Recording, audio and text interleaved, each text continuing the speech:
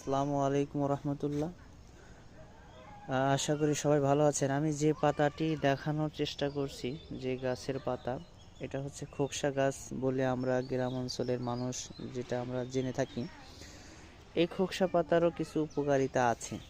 তার ভিতরে একটা মেইন উপকারিতা হচ্ছে, আমরা যারা বিশেষ করে পাঙ্গাস মাছ খেয়ে থাকি, আমরা কিন্তু এটা জানি না অনেকেই, যে এই পাঙ্গাস মাছে এক ধরনের দুর্গন্ধ পাওয়া যায় খাওয়ার সময়। সেই দুর্গন্ধ এড়াতে আমরা পাঙ্গাস মাছ কেনার পর অবশ্যই এই খোকসার পাতা দিয়ে আমরা এই যে ধারালো যে সাইড, সেই সাইড দিয়ে পাঙ্গাসের পিঠে আমরা ডলে ক্লিয়ার করতে পারবো।